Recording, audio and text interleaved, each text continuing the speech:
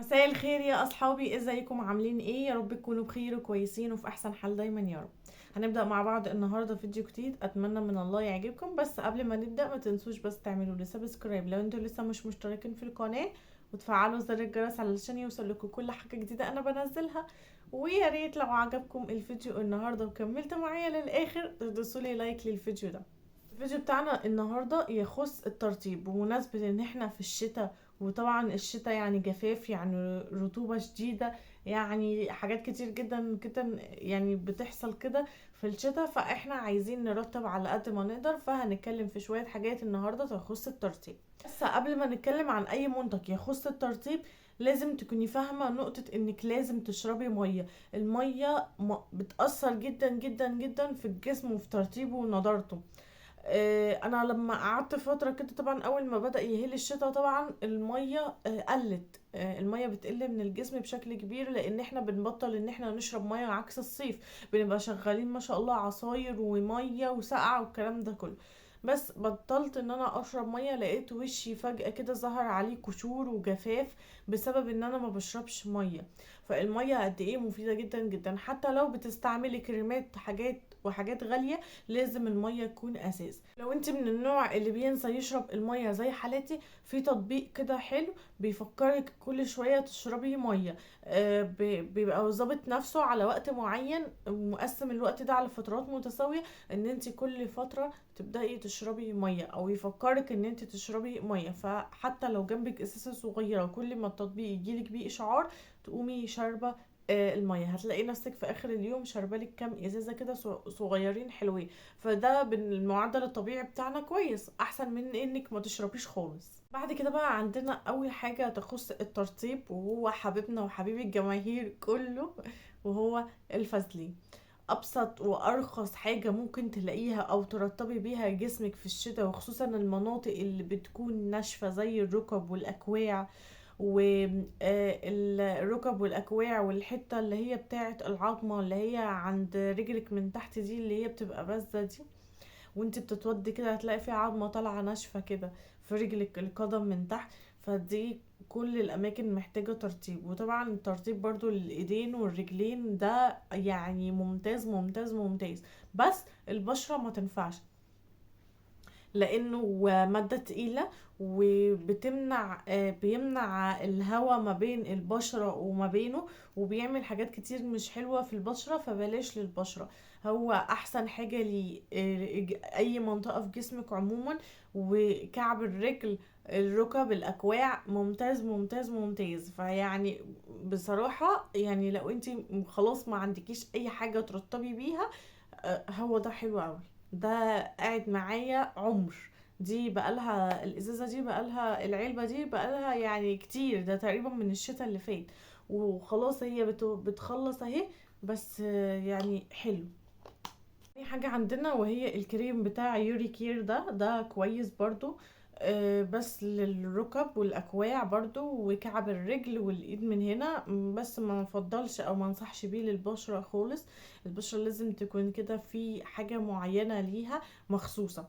فده حلو جدا جدا للمناطق اللي انا قلتلك عليها دي، وسعره اقتصادي برضو مش غالي خالص. بعد كده بقى مهم جدا ان جسمك تبقى ريحته حلوة. فبالنسبة ان احنا عايزين حاجة ترطب وتعطر، فممكن هتصرفي شوية بقى. فممكن عندنا مثلا البودرة بتاعت انشانتر دي بودرة ريحتها حلوة جدا جدا جدا. في طبعا روايح منها مختلفة، بس الريحة دي عجبتني قوي. الحجم ده كله ب60 جنيه، مش غالية خالص، وفي نفس الوقت ريحتها حلوة. بعد الشاور على طول تحطي منها كده زي ما بتحطي للبيبي كده من البودرة بتاعته بعد ما بياخد شاور. انت كمان ممكن تعملي كده، وهتلاقي جسمك ريحته حلوة ومترطب وحلو. دي تاني حاجة معانا لو عايزة ترطيب برضو كويس وفي نفس الوقت يديكي ريحة حلوة، وهو اللوشن بتاع تيروزي ده. دوت ده في منه البرفان وفي منه بادي سبلاش، بس انا حبيت اللوشن ليه؟ عشان خاطر يرطب ويعطر معايا. انما البادي سبلاش والبرفان حاجه كده متطايره، هترشيها تديكي ريحه وخلاص. فانا حبيت ده عشان يرطب ويعطر في نفس الوقت. ده حجمه 250 ملي، وسعره كان عامل 55 جنيه تقريبا، يعني مش غالي. طبعا شفت ريفيوهات عنه كتير بتقول ان هو للمتزوجين فقط، وما ينفعش اي بنوته تستعمله عشان ريحته قويه جدا، وما ينفعش تخرجي بيه بره البيت علشان ريحته النفاذه وكده، وهتحسي انك دخلتي جوه فواحه والكلام الجميل ده كله. هو انا بصراحه هو ريحته حلوه وكل حاجه، بس ريحته مش قويه زي ما انا سمعت ريفيوهات. انا حاسه ان ريحته خفيفه جدا ولذيذه على الجسم، مش شاذه كمان، يعني اللي هو هيقرب مني مش هيشمئز مني. هي ريحته حلوه هاديه، مش قويه زي ما كنت متخيله، يمكن عشان ده اللوشن. انما لو جربت البرفان ممكن ريحته تكون فعلا هي اللي نفاذه وما ينفعش اخرج بيها بره البيت.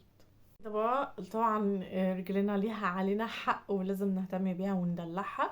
زي برضو الفازلين قايم بالواجب. ممكن برضو لو انتي مش حابة الفازلين وحاساه مادة تقيلة على جسمك شوية، بس افضل هو بصراحة القدم الرجل ممتاز الفازلين ده. حتى شفايفي بينفع جدا جدا فيها قوي وبيرطبها جامد، يعني يوم ما يضيق بيها الحال وعاوز حاجة ترتيبها عالي وتقعد فترة طويلة بحط الفازلين ده حتى لو عندي.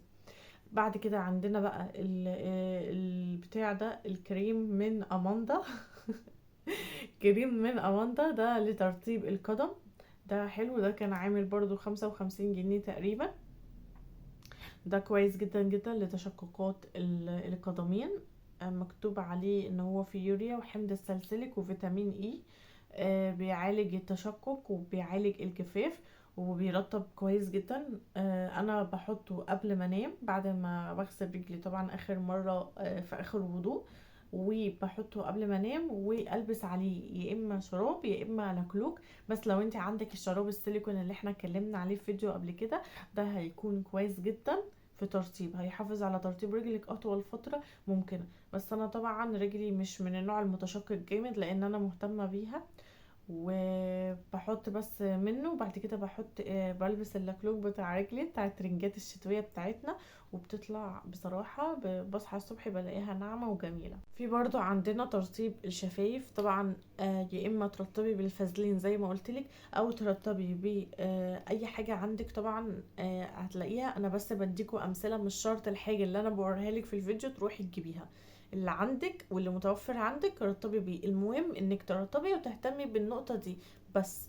عندنا برضو اماندا، الليب بالم بتاع اماندا ده جميل جدا، ريحته حلوة، ترطيبه حلو، مؤقت، وبرجع ارطب تاني بس مش مشكلة. المهم ان هو بيخلي شفايفي لونها حلو ومتلونة، مش جافة، لونها مش باهت كده، لا جميل. وده كمان ده حلو قوي قوي، بتاع الوفيرا ده، بتاع الالوفيرا. كنت جايباه برضو مش غالي وحلو جدا جدا، وبيدي لون برضو فوق الترطيب. حاولت الملكم كل اللي انا قدرت المه في حاجات الترطيب النهارده، ويا رب يكون الفيديو عجبكم. ما تنسوش بس السبسكرايب للقناه وتفعلوا الجرس، ولو عجبكم الفيديو بتاعي النهارده دوسولي لايك ليه. مع السلامه.